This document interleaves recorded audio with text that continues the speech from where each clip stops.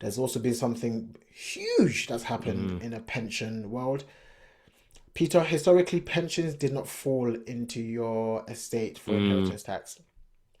So, wherever you had your pension, that was separate. That was separate from your estate for inheritance tax. But unfortunately, as you said, things do change. Hmm. Things do change, and now it is true that I believe it's from 2027 onwards. Don't quote me on that, but Hello and welcome to the Woke Finance Podcast, a podcast discussing all things finance and all things finance related. It's your boy Peter and I'm with my co-host, my bro Jax. How are you today? yes, Peter, I'm doing very well. I know it's been a very long time since we both sat down to speak together and to Mm. our audience, so I'm very much looking forward to this episode. Come on, come on, come on. It's been a little minute, man, but we've been busy, man. Jax, what have we been doing over the last few weeks and months? Oh wow.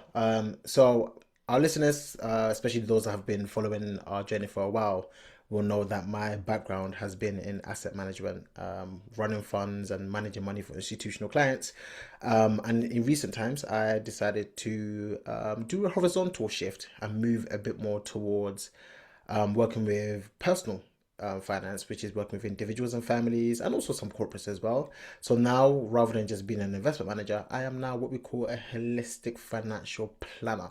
And that's what I've been doing. I'm now self employed fully as well. So that's a big shift. And that's what I've been doing over the past few months, past few weeks, just building a brand new business, really. Absolutely, absolutely, man. And as ever, we've been massively engaged with delivering wealth finance workshops across schools, with a couple of football foundations as well, working in communities where we have football clubs who are doing amazing stuff. So been partnering with a few different organizations and yeah, working with quite a lot of young people as well. And again, doing what we do try to do best, and that's teach and educate young people about personal finance as well. And even quite recently, we just spent it may seem a bit random, but we spent a session or some time with a group of students who are aspiring to get into the construction sector, which was quite interesting. Who many of them, may be self-employed or just have different questions about finance as well. So, yeah, man, it's been an interesting season. But also, Jax, in addition to that, and just for our audience as well, as an organization, we're going through some changes, positive changes as well, but we'll be able to share a bit more on that in the coming weeks or months as well, Jax. Oh yeah, absolutely. I'm very much looking forward to sharing with our audience all the amazing things we've been doing. So we've got some announcements that are in the pipeline, and yes, absolutely. Particularly towards the end of last year and the beginning of this year, we've worked with so many young people. I recall one of the sessions that we done was with a school where we worked with around 240 students, Mm. which was absolutely amazing. A full day of just pure financial education for the young people. Absolutely amazing. Definitely a full day, kept us on our toes, but that's why we do what we do, man. And on that note, for our audience as well, just a massive shout out to you for your ongoing support. The very fact that you are listening to our voices is just a testament to your ongoing support. We really appreciate it. We see you, and yeah, we're just grateful to you. So, a massive warm welcome to you. Now, by the time you are listening to this episode, I mean, for our UK listeners, this will definitely be a particular point in the year, which is around April times, and it's actually the new tax year. But if you're listener from all over the world. We get listeners from all over. I'm sure you have a tax year that might or may be the same or might be different to April. But some of the things we'll talk about just in general in terms of just looking over your finances would hopefully be quite relevant to you as well. But Jax, on that note, actually, for a listener who may just hear about the tax year, maybe don't think it applies to them, why should every person actually just be on their toes when it comes to approaching the end of a tax year or beginning or just understanding the tax year in general? Yeah, so I would say the probably the most important thing is the fact that tax years often come with what we call tax allowances, and basically, essentially, the government or your state allows you to do certain things with taxes when it comes to the tax year. And a lot of these tax allowances will be what we call use it or lose it tax allowances. So, what that means is if you don't use up the allowance or whatever the benefit is within that tax year, then you lose it. You lose the opportunity to do it. Though it will renew, and for example, it will, the next tax year you'll be able to use allowances differently. Chances are, if you didn't use it the previous tax year, then you've basically just lost out.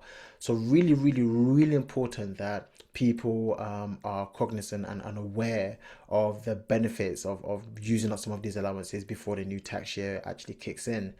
And of course, when a new tax year does kick in, that's another opportunity to, in my opinion, start to replan and start to review some of the plans that you've got already.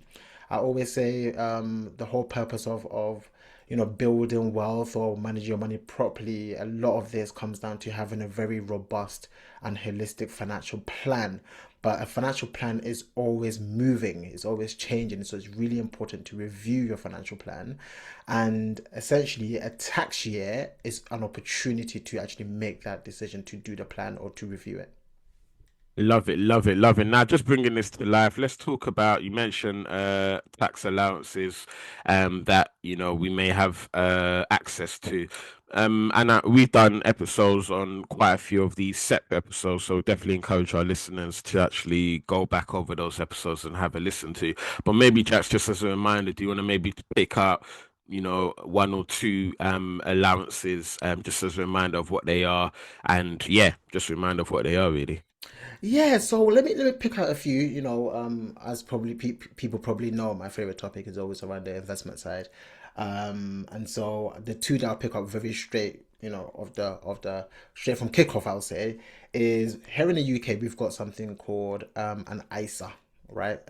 Individual savings allowance, and there are different types of ISAs, but essentially with an ISA, you were able to save or invest through different types of ISAs, and you have a limit of £20,000 here in the UK. So you can deposit, that's a key word, you can deposit up to £20,000 within this ISA wrapper, and you can invest the money or save the money. And no matter how the investment grows, how it grows, whether it's through dividends, whether it's through interest, whether it's through capital growth, then there's no tax to pay. Now, there are different types of ISAs, and sometimes even within the ISA family, there are ISAs that will have their own allowances. So, for example, if you have a lifetime ISA here in the UK, that has an allowance of £4,000 that you can deposit money into and invest or save into. But that is still part of the family. The ISA allowance is a holistic allowance for all ISAs. So that's an allowance that I'm very proud of here in the UK. It's a nice sum. It's grown over the years. I remember years ago it used to be £5,000, and then it got higher. It got higher. I remember when it was £15,000, and now it's £20,000. And I think that is a fantastic thing that we have here in the UK to build wealth in a tax efficient way. Speaking of, taxes and tax efficiency, the other one that I would refer to as well, which is extremely important, is our ability to save for our retirement through a pension. Mm. And here in the UK, we've got a £60,000 allowance, which is remarkable. £60,000 of an allowance that we can save and deposit into our pensions and invest over the long term. And again, the key thing here is that no matter what you invest in, there's also there's no tax to pay. So whether it's interest, whether it's capital gains, whether it's dividends, whatever it is, as long as it's within the pension wrapper, there's no tax to pay as well. So pensions and ISAs here in the UK are extremely valuable tools to use to build wealth, and they are extremely tax efficient. And as we speak about the new tax year, we have these allowances that we can really take advantage of. Now, let's be honest, it's a lot of money, and the average Mm. person can't take advantage of it. But hey, it is there for us to try our best to do so.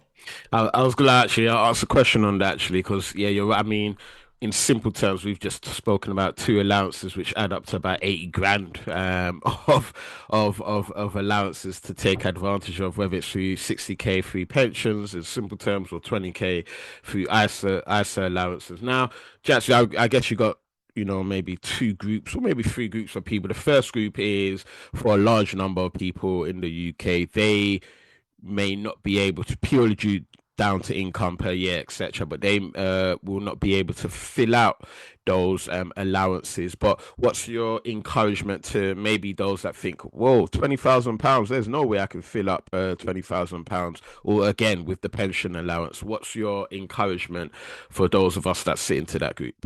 Yeah, the truth of the matter is, majority of us sit in that group. I wasn't able to use up the whole allowance last year, and in many many years I've not been able to use the full allowance. But my key encouragement for everybody is the fact that it's actually exists in the first place. Mm. And of course, whether you use the whole allowance, whether you use 10% of the allowance, the key thing is it is there for you to take advantage of. So I would say, the key thing is as you are building your financial plan, just be mindful of as to how much you can actually get in there and just budget effectively for it. So from my perspective, the way I budget for allocating money towards my pensions and my ISA, for example, is that I include them as part of my fixed costs, which basically means every single month I have an automatic setup, and that's the keyword, an automatic setup to move money into my ISA and into my pensions so that I am building wealth, and I'm saving for retirement in a tax efficient way over the long term. As I said, the key thing is these allowances exist, and yes, they are amazing and they're big, but it really doesn't matter how big it is. It's really about how much can you contribute towards these pensions, because as we always say, personal finance is always personal. Jack, so the person who maybe is last year they were able to save about £15,000, but it's sitting in a standard savings account, and they've not even thought about an ISA just in general. What's your thoughts around that? Yeah, well, this is why we we do have the Work Finance podcast. Whether that's people having savings accounts in their checking account, their current accounts, and not using tax efficient wrappers like ISAs and pensions, or in America not using your 401k and your Roth IRA and all these, and your 503 and these things that we have. The key thing is the fact that we have to remember that money saved in a normal bank account has an impact. One of the biggest risks for our money over the long term is something called inflation. And so, what I would encourage people to start thinking about is, what is that money for? The money that is currently sitting in your bank account, why is it there? Is it there to be served as a emergency fund? Are you saving for something specific? Or can you allocate it towards some sort of long-term investment? And I think that's the key. It's about really thinking about what the money is for and why it's sat in a bank account. But one thing I do want to say is, regardless of what it's for, the chances are you can move it into a tax-efficient wrapper and take advantage of the fact that there's no tax to pay. And I'll give you a very simple example. Even if you decided that the money that was saved in your account was not to be used for any long-term investment, and you just wanted to use it as some sort of reserve or some sort of emergency fund, the truth is you will earn some interest on the money, whether it's in your bank account or etc. If you move it into something, for example, here in the UK, we've got a cash ISA, chances are, one, you will earn a higher rate of interest because it's a savings account that pays interest. But a second element, which I believe is even more important, is the fact that we pay taxes on interest. And whilst you start to save your savings pot outside of a tax efficient account, it can get to a point where your savings pot is so large that the interest that you are now paying, or sorry, the interest that you are now receiving, you will end up having to pay tax on that. And that is extremely inefficient if you are someone who is a higher rate taxpayer or an additional rate taxpayer here in the UK. to shelter yourself away from this problem of having too much cash and earning interest and having to pay tax on it, it is by far better to move it into a tax efficient wrapper like a cash ISA, even if you're just looking to save the money. So, key thing, look, we do not provide financial, we don't provide financial advice on this podcast, but what we are here for is the education element, and the key thing is to understand the benefit of moving money into a much more tax efficient vehicle.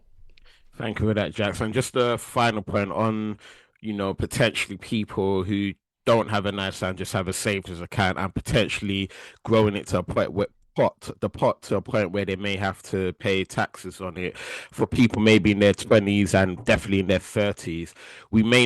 Some people may not be used to that risk because we've been in low interest rate seasons, but now interest rates is a bit higher. I'm assuming the likelihood of people being forced to pay tax on savings in a standard savings account has now increased.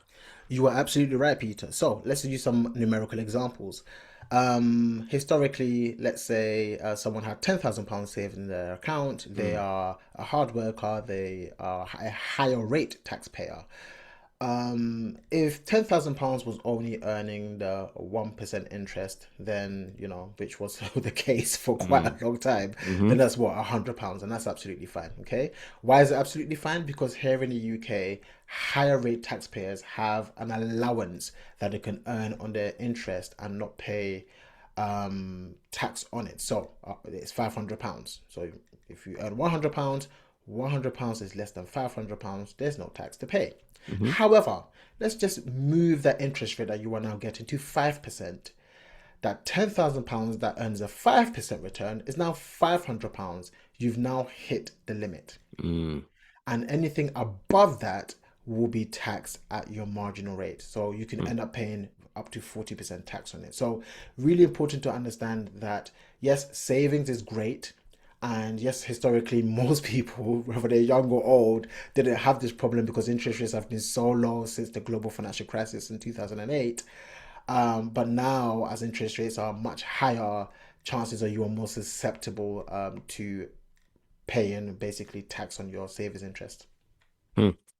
Deep. No, absolutely. No, thank you for that, Jax. And then I guess yeah, no, really, really good. And I guess my final bit or question or thinking of a group of other people who are maybe on the higher earning side and they actually do have the opportunity, not easily, but with, they're not killing themselves. They are able to fill up their ISA allowance, but for whatever reason, there's things just stopping them from it.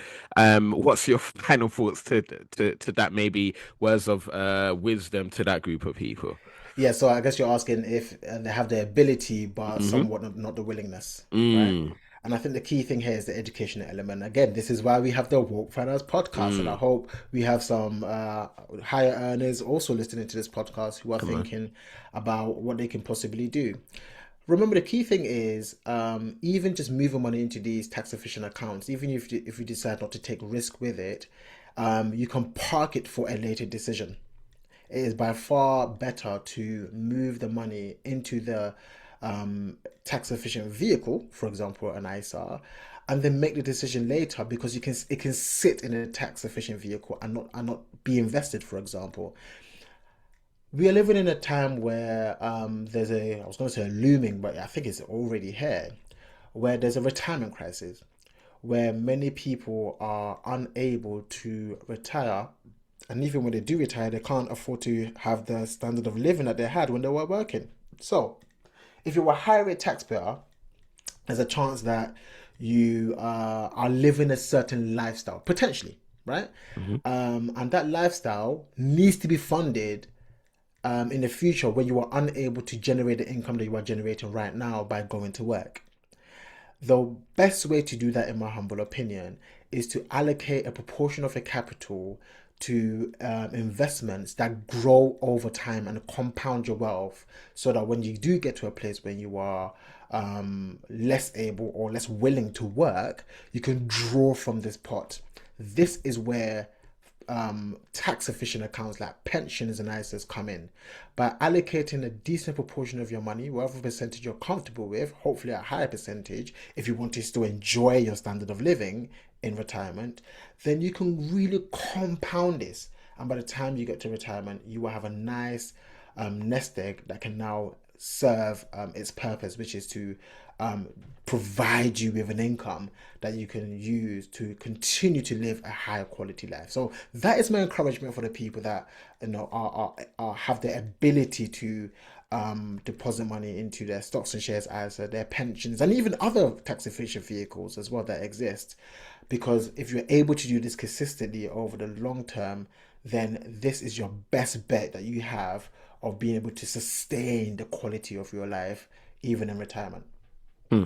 Love it, love it, love it, and I guess we're pretty much in a new tax year. So at some point we're going to talk about if anything's changed, or what has changed, and just letting the listeners know. But I guess on that note, Jax, of changing, one of the key things that I guess we need to be mindful of, we've mentioned these allowances, is that they haven't been these amounts forever, right? So you said the £20,000 ISA allowance we've had, it hasn't been around forever. So the reason why I'm saying that is because another thing is that it can go down or it could go up, but it can go down. So if we miss out on a tax year, we've missed out. As I said, it's gone basically. Yes, yeah, yeah, it can definitely go Or it down. could disappear all altogether. Oh, absolutely.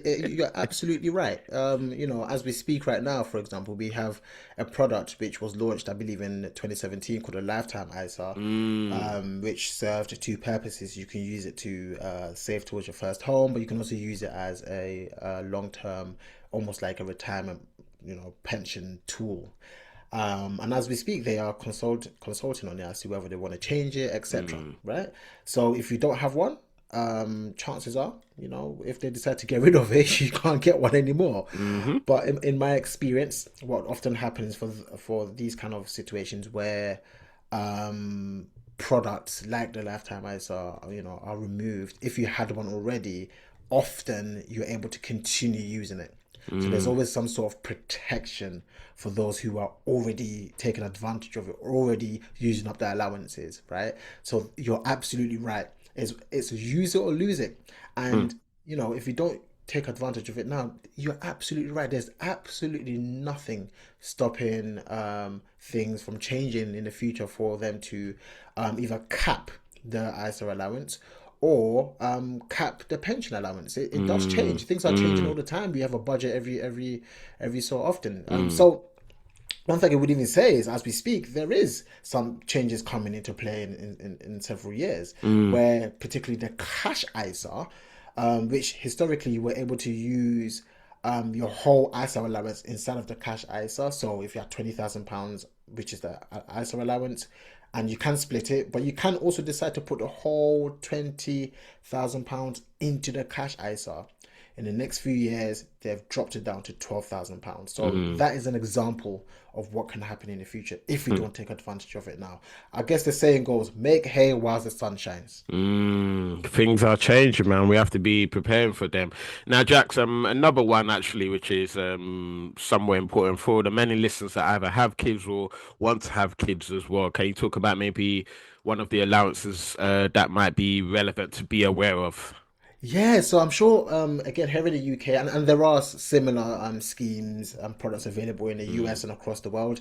But here in the UK, we've got something called a junior ISA. And a junior ISA is, again, another ISA account. But here, you can deposit up to £9,000 per tax year, and that can remain in cash, so similar like a cash ISA, or it can be a stocks and shares ISA as well. And again, it's a very tax efficient account. The investments or the cash can grow without being taxed. And at the age of 16, I believe, when a child gets to the age of 16, it becomes their account. They become in control of that account. And at the age of 18, they can actually withdraw from it if they want.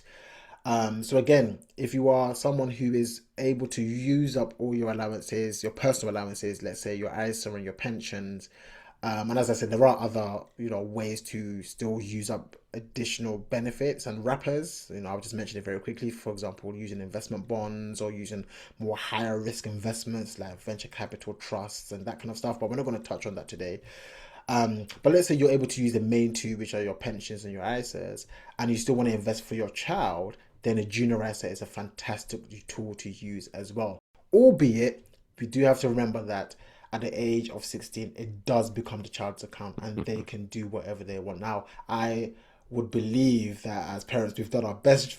We've done our best to teach the child to continue their journey to invest and grow their wealth over the long term, or they can withdraw it to fund some sort of cost. It could be for university fees, for maybe even their first car or something like that as well. So a fantastic tool that's available for young people. Absolutely, absolutely. Now, Jax, we've gone into a new tax year, so I mean, before we talk about, what's changed, if anything has changed, is there anything else you want to touch on in terms of allowances and just the importance of actually being on top of these things? Because I mean, it affects all of our lives, regardless, and we can choose to not be aware of it and miss out on some of these opportunities, or we can choose to educate ourselves and be on a journey to where we can take advantage of some of these opportunities. Absolutely, Peter. So there are things to take advantage of, and there's also things to be very aware of, right? Mm, So one that we haven't really spoken about today, which is often more of a conversation for the older generation, I'll say probably 50 plus, is when we start talking about things like inheritance tax planning mm, or estate planning, right? So here in the UK, if have an asset base that is over a certain amount, the amount being £325,000. If you don't own a home, but if you do own a home as well, you have an additional allowance of £175,000. So, in theory, if you're a homeowner and you have assets that are above £500,000, anything above that, should you pass on, there will be some sort of tax available to pay, which is called inheritance tax, and is up to 40%. Yes, you've heard it right. 40%.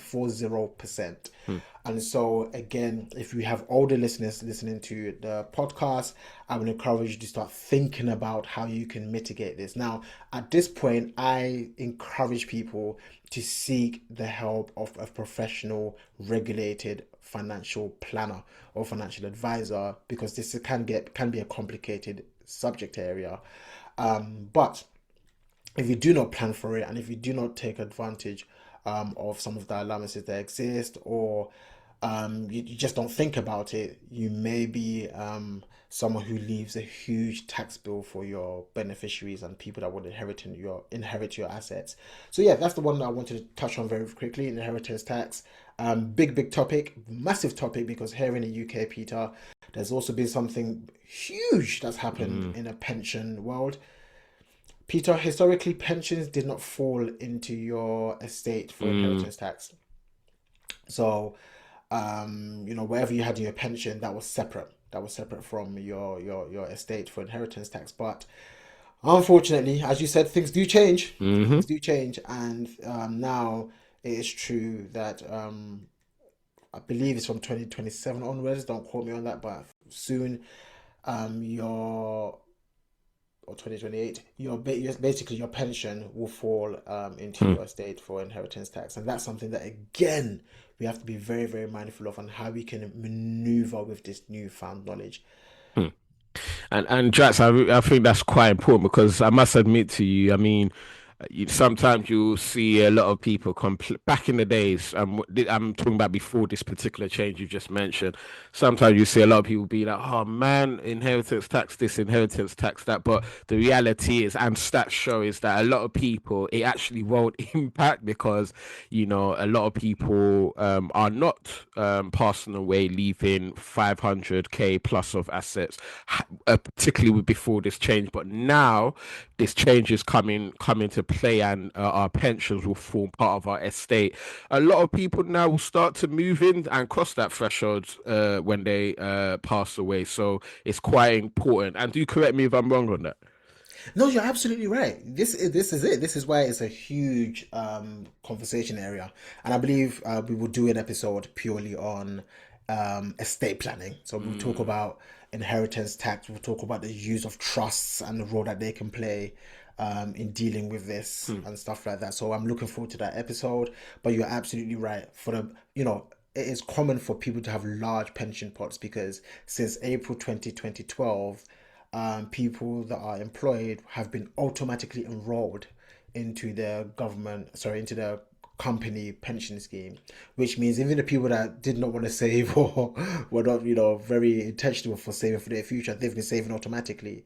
And you find that actually some people have really big pension pots, mm, which used to sit outside of their state. But now, when you combine that with also the fact that house prices have been going up, mm. as well, and that's part of your assets as well. More and more people, most definitely, Peter, are falling into that category where they will probably leave an inheritance tax bill for their inheritance. Hmm. Yeah, definitely looking forward to that episode when we talk about other things and estate planning and investment trust, all of that stuff as well. So no, absolutely. Cool, Jats. I mean, anything else before we talk about what has actually changed for this new tax year that we're in?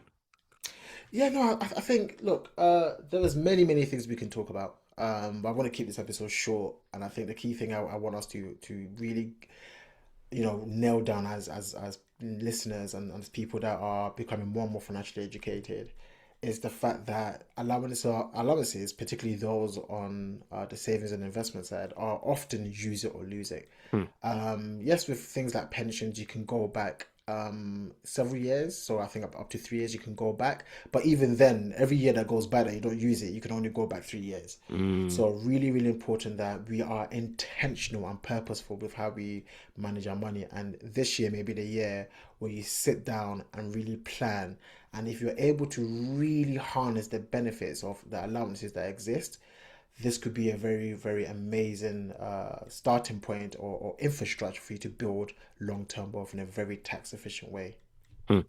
Love it, love it, love it. Now, Jax, before we actually talk about what's changed, because as we said, things change all the times and are going to be changing, as we've mentioned, for what's happening in the next few years.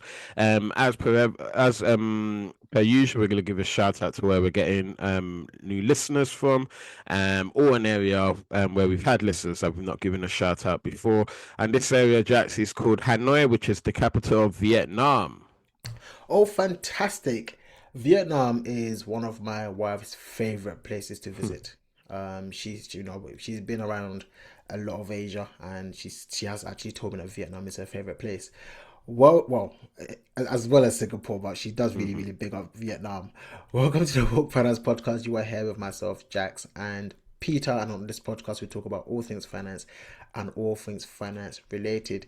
If you want to know more about what we do in the community, head over to our website. That's www.wokefinance.co.uk. That's www.wokefinance.co.uk. And if you want to engage with us on socials, we are on Instagram, LinkedIn, and TikTok. If you search for Woke Finance, you will find us. Now, we do have some announcements coming up very soon. So I would say it's extremely important that you do subscribe to the Woke Finance podcast wherever you are listening.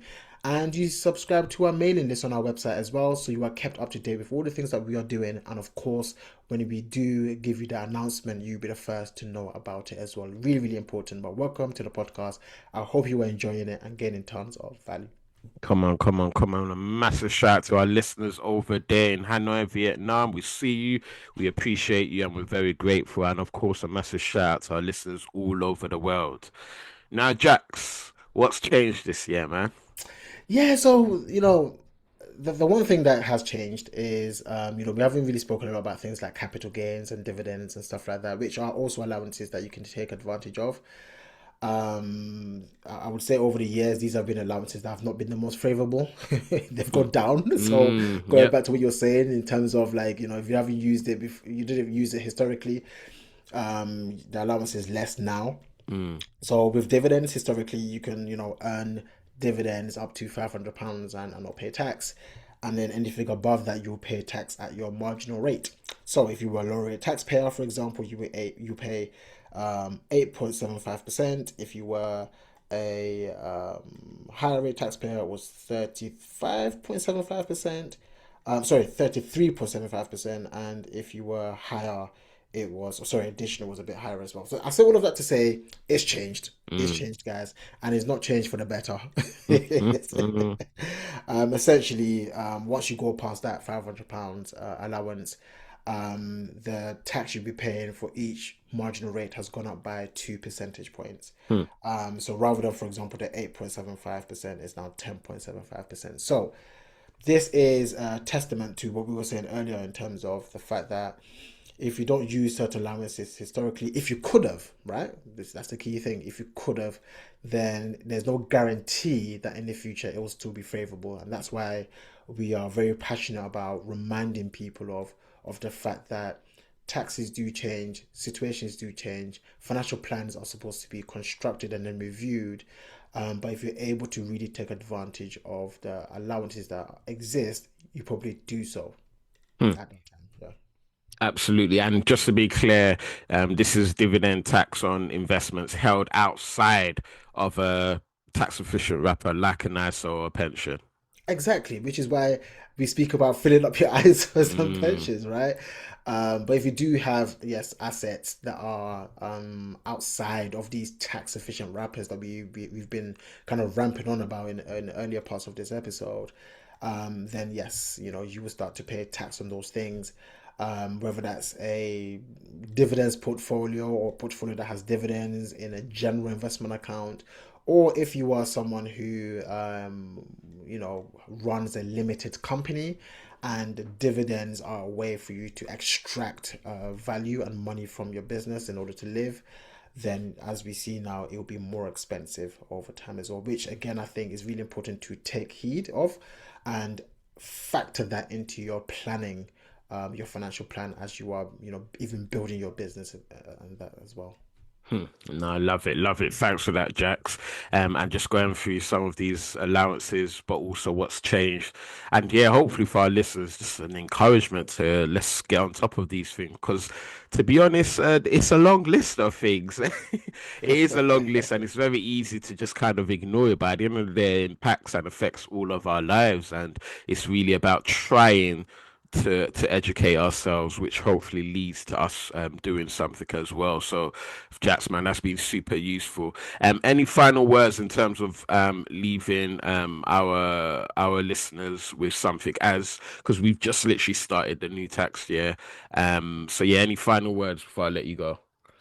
Yeah, so you're absolutely right. Here in the UK, we've literally just started a new tax year, which I know it sounds a bit sad, but it's actually exciting for me. I know. I don't know why it excites me. On a personal It's a level, new last goal. It's a new year, new year to achieve some goals. well, this is it. This is it. And I think that's the part that I want to leave with our listeners. This is an opportunity to actually plan for the next 12 months, and see how best you can make use of these fantastic allowances that exist, but also mitigate the impact of, some other, inefficiencies that you are aware of as well.